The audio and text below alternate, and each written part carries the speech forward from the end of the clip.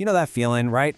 You're just trying to pick something to watch, or maybe you're in the cereal aisle and suddenly you're totally paralyzed, just overwhelmed by all the choices. Well, it turns out there's a name for that.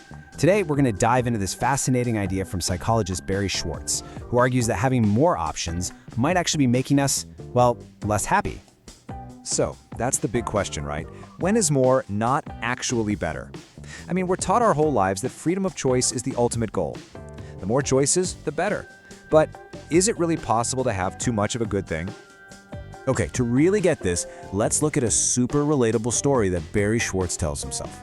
It all kicks off with what should be the simplest task in the world. He just needs to buy a pair of jeans. Easy, right? But what should have been a quick trip to the Gap? Well, it quickly spiraled into something way more complicated. So he walks in, and his mission is crystal clear. He knows his size, 32-28. He knows what he wants, a pair of jeans. This should take what? 5 minutes? In, out, done. But yeah, that's not exactly how it went down. Instead of the clerk just grabbing a pair of jeans, he gets hit with this barrage of questions. Slim fit, easy fit, relaxed fit, stonewashed, acid washed, distressed, button flyer zipper. Suddenly, his simple request for a pair of jeans just explodes. It's not a purchase anymore, it's a research project. So yeah, he finally walked out with a pair of jeans, but instead of feeling satisfied, he just felt drained and kind of doubtful. Did he even get the right ones? What should have been so simple turned into this big, stressful ordeal. And you know what? There's actually a name for that feeling. This is what's known as the paradox of choice. It's that tipping point where the freedom we think we're getting from all these options actually starts to backfire. It stops being liberating and starts becoming, in Schwartz's words, debilitating. So here's the basic idea. At first, yeah, more choices feel great. It feels like we're in control, right?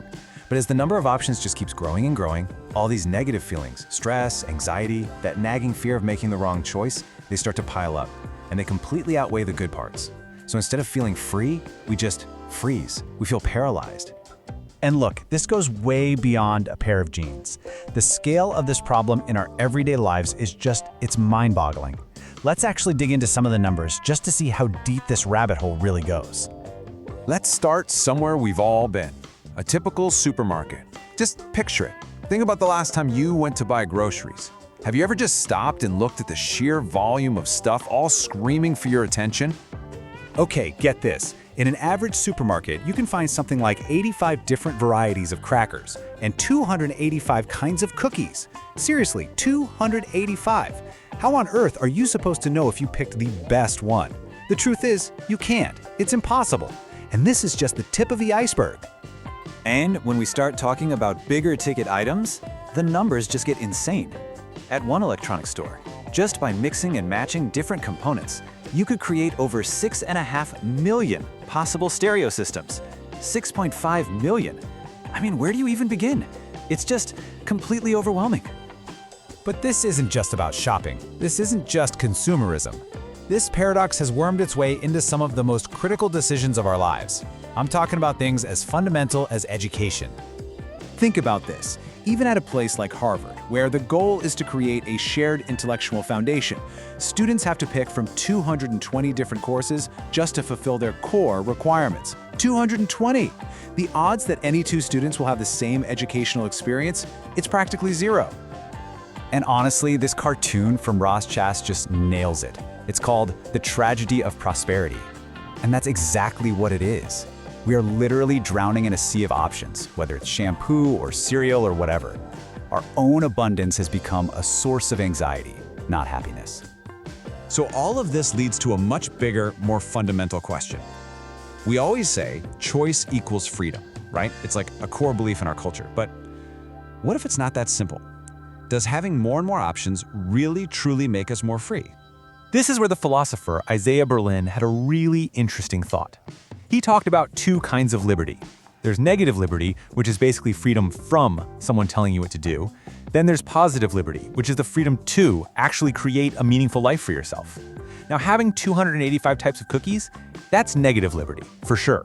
But does it really help you achieve positive liberty? Does it help you build a better life? And the Nobel Prize winner Amartya Sen pushed this even further.